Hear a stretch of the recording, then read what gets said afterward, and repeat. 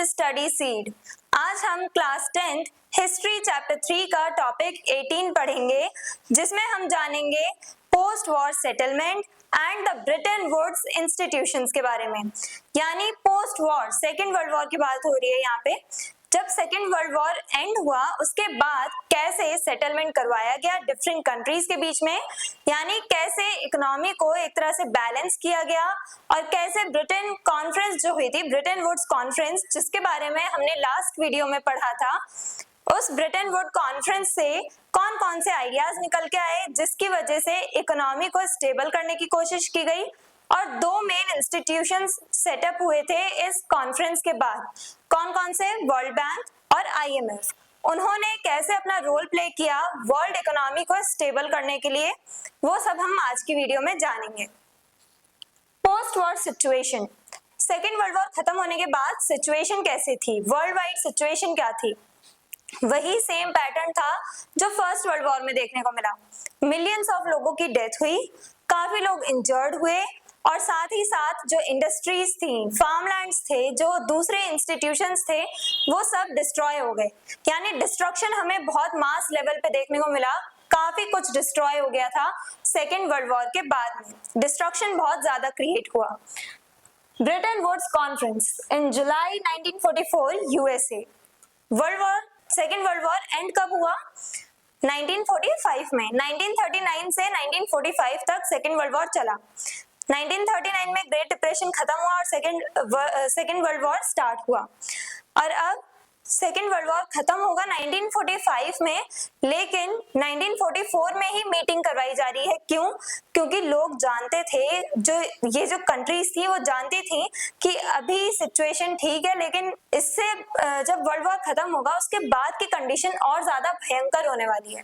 तो इस वजह से कंट्रीज ने आपस में बैठ के मीटिंग करी और डिसाइड किया कि कैसे हम लोग ग्रेट डिप्रेशन जैसे सिचुएशन आने से रोक सकते हैं, कैसे हम वर्ल्ड इकोनॉमी को स्टेबल रख सकते हैं, कैसे हम डिफरेंट कंट्रीज की हेल्प कर सकते हैं उनके रिकवरी में। तो ये सब डिसाइड किया गया, एक मीटिंग रखी गई इसके लिए। कौन सी? Britain Woods conference. कहाँ पे रखी गई? यूएसए में, held in new Hampshire USA. Let me make it clear कि काफी लोग इसे हैम्पशायर भी पढ़ते हैं, new Hampshire, but correct pronunciation है न्यू हैम्पशायर। तो न्यू हैम्पशायर एक जगह है यूएसए में, वहां पे ये मीटिंग रखी गई थी और 44 कंट्रीज ने ये मीटिंग अटेंड करी थी। 44 कंट्रीज से रिप्रेजेंटेटिव्स आए थे, उन्होंने मीटिंग करी थी। और इस मीटिंग का एम क्या था, क्या ऑब्जेक्टिव था? To make a plan for economic stability and reconstruction after the war। जब सेकेंड वर्ल्ड वॉर खत्म होगा उसके बाद हम कैसे इकोनॉमी को स्टेबल रख सकते हैं, कैसे वर्ल्ड इकोनॉमी को स्टेबल रख सकते हैं, कैसे हम डिफरेंट कंट्रीज का रिकंस्ट्रक्शन करवा सकते हैं, हम उनकी रिकवरी में कैसे हेल्प कर सकते हैं, जिससे कि दोबारा ग्रेट डिप्रेशन जैसी प्रॉब्लम्स हमें फेस ना करनी पड़े। तो उन प्रॉब्लम से हम कैसे रिकवर कर सकते हैं, उसको लेकर के प्लान बनाया गया। कहाँ पे? ब्रिटेन वुड्स कॉन्फ्रेंस में। क्रिएशन ऑफ टू इंस्टीट्यूशंस, दो इंस्टीट्यूशंस सेटअप किए गए, दो इंस्टीट्यूशंस बनाए गए इसी मीटिंग के बाद। कौन कौन से थे? IMF and world bank. IMF और international monetary fund gave short term loans to countries. जो IMF था, इंटरनेशनल मॉनेटरी फंड, तो इस बॉडी ने क्या किया, ये जो इंस्टीट्यूशन था उसने शॉर्ट टर्म लोन्स देना स्टार्ट किया कंट्रीज को। जो कंट्रीज इकोनॉमिकल लॉस से सफर कर रही थी उन कंट्रीज को शॉर्ट टर्म के लिए, कुछ समय के लिए लोन्स देना, छोटे छोटे लोन्स देना किसने शुरू किया? IMF ने। वर्ल्ड बैंक, जिसे हम international bank for reconstruction and development भी कहते हैं, शॉर्ट फॉर्म IBRD कहा जाता है इसे, international bank for reconstruction and development, world bank का ही दूसरा नाम है। Provided long term loans for reconstruction of war torn countries. अब इस वर्ल्ड बैंक का जो दूसरा नेम है international bank for reconstruction and development, उसी से हमें इसके नाम से ही पता चल रहा है कि लड़ाई के बाद, वॉर के बाद जो कंट्रीज की सिचुएशन खराब हो जाती है, उस सिचुएशन से उभरने के लिए यानी रिकवर करने के लिए, उन कंट्रीज का रिकंस्ट्रक्शन करवाने के लिए लॉन्ग टर्म लोन्स कौन प्रोवाइड करता है? World bank. साथ ही साथ अगर किसी कंट्री को अपना डेवलपमेंट करना है पर पैसों की कमी चल रही है तो भी वर्ल्ड बैंक उन्हें लॉन्ग टर्म के लिए लोन्स दे देता है कि आप लोन्स हमसे ले लो, पैसे हमसे ले लो, बाद में दे देना, लेकिन अपने देश का डेवलपमेंट करवाओ। तो वर्ल्ड बैंक और आईएमएफ ये दो ऐसे इंस्टीट्यूशंस हैं जो ब्रिटेन वुड्स कॉन्फ्रेंस के बाद सेटअप किए गए और उसके बाद इन इंस्टीट्यूशंस ने हेल्प करी दूसरी कंट्रीज की रिकवरी में, जो जिन कंट्रीज ने वॉर के बाद की जो सिचुएशंस थी उन्हें सफर किया था, उन कंट्रीज के रिकवरी के लिए किसने हेल्प करी? इन इंस्टीट्यूशंस ने। Okay, Bretton Woods system. अब ये जो ब्रिटेन वुड्स सिस्टम चल रहा था वो कैसे चल रहा था, क्या पूरा सिस्टम चल रहा था इस मीटिंग के बाद से? क्या सिर्फ इंस्टीट्यूशंस को सेटअप कर देना इनका एम था या फिर इन्होंने और भी अलग अलग स्टेप्स लिए थे, एक्शंस लिए थे इकोनॉमी को स्टेबल करने के लिए? तो एक स्टेप ये था कि इन लोगों ने दो इंस्टीट्यूशंस क्रिएट कर दिए। ब्रिटेन वुड कॉन्फ्रेंस के बाद दो इंस्टीट्यूशंस क्रिएट किए गए, आईएमएफ और वर्ल्ड बैंक। लेकिन क्या सिर्फ इन दो इंस्टीट्यूशंस के सेटअप हो जाने से हमारी इकोनॉमी सुधर गई थी, स्टेबल हो गई थी वर्ल्ड इकोनॉमी? नहीं ना। तो इसी वजह से क्या हुआ कि सिर्फ एक एक्शन नहीं, काफी सारे स्टेप्स लिए गए और भी बहुत सारे, एक तरह से पूरा सिस्टम क्रिएट कर दिया गया, काफी अलग अलग स्टेप्स लिए गए वर्ल्ड की इकोनॉमी को स्टेबल करने के लिए based on fixed exchange rates. अब फिक्स्ड एक्सचेंज रेट्स कर दिए थे, यानी फिक्स्ड रेट कर दिए थे। अब वो कैसे, उसके बारे में, ये तीनों पॉइंट्स एक तरह से इंटरलिंक्ड है। US dollar link to gold, all other currencies link to the US dollar.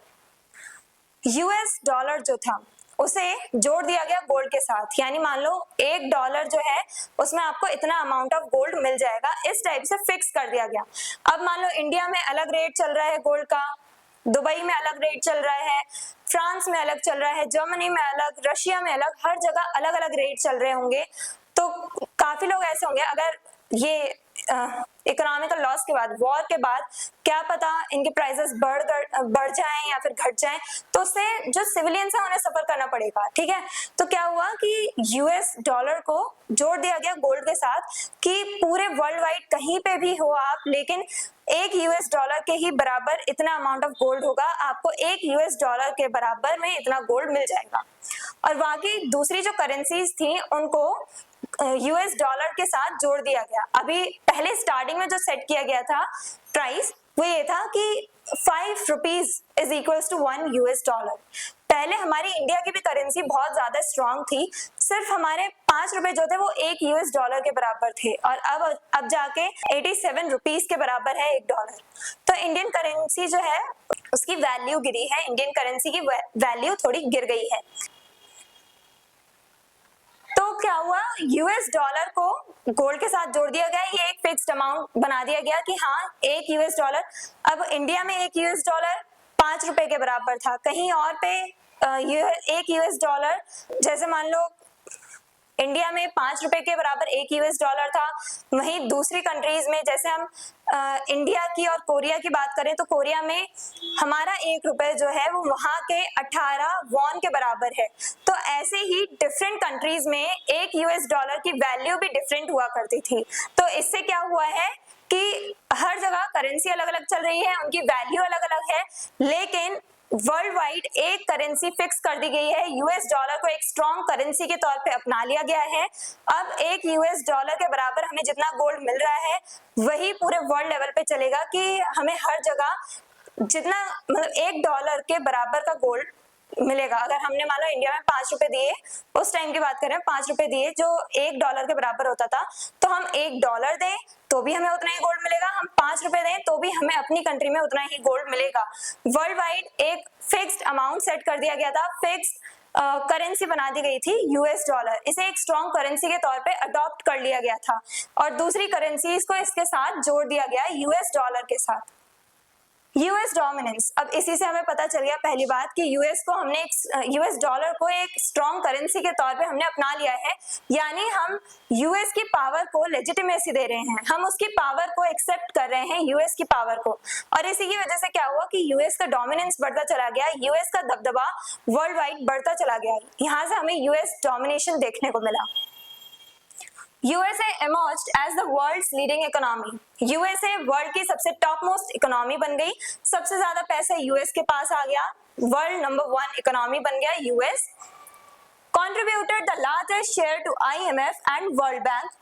अब यूएसए ने क्या किया था, आईएमएफ और वर्ल्ड बैंक ये दोनों इंस्टीट्यूशंस यूएसए में ही सेटअप हो रखे हैं और यूएसए ने सबसे ज्यादा कंट्रीब्यूट किया था आईएमएफ और वर्ल्ड बैंक में। जो भी लोन्स दिए जाते हैं उनमें से सबसे ज्यादा पैसा कहां से आ रहा है, यूएसए से आ रहा है उन बॉडीज में। ये जो इंस्टीट्यूशंस है इनके पास खुद का पैसा थोड़ी जनरेट होगा, डिफरेंट कंट्रीज जो ये वर्ल्ड लेवल की है यानी इंटरनेशनल इंस्टीट्यूशंस हैं, तो डिफरेंट कंट्रीज साथ में मिलके यहाँ पे पैसे जोड़ते हैं और उसके बाद जिस कंट्री को जरूरत होती है वहां पे ये पैसा दे दिया जाता है, लोन दे दिया जाता है आईएमएफ या वर्ल्ड बैंक के थ्रू। तो इससे क्या होता है, सारी कंट्रीज कंट्रीब्यूट करती हैं वर्ल्ड बैंक और आईएमएफ में, कुछ अमाउंट देती हैं। सबसे ज्यादा लार्जेस्ट शेयर कौन दे रहा था आईएमएफ और वर्ल्ड बैंक में, यूएसए। और इसी की वजह से USA had more power in decision making. USA सबसे ज्यादा कंट्रीब्यूट कर रहा है। अब तो हर जगह से पैसों की वैल्यू सबसे ज्यादा होती है। इस टाइम पे क्या हो रहा है, पैसे सबसे ज्यादा कीमती हैं, लोग सबसे ज्यादा वैल्यू पैसों को दिया करते हैं। तो यूएसए के पास भी बोलने के लिए एक लाइन थी कि मैंने सबसे ज्यादा कंट्रीब्यूट किया है, जो भी लोन आप लोगों को मिल रहा है उसमें सबसे ज्यादा कंट्रीब्यूशन मेरा है, तो मेरा कहना आप सबको मानना पड़ेगा।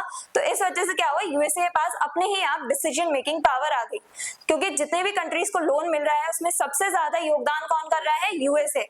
और इसी वजह से यूएसए के पास अपने आप डिसीजन मेकिंग पावर्स आती चली गई। वर्ल्ड लेवल पे एक तरह से यूएस का डोमिनेंस क्रिएट होता चला गया, यूएसए डोमिनेट करने लगा पूरे वर्ल्ड को। और यहीं से जैसे मैंने बताया था पिछले वीडियो में कि सेकेंड वर्ल्ड वॉर के बाद यूएसए और सोवियत यूनियन के बीच में कंपटीशन चलने लगा।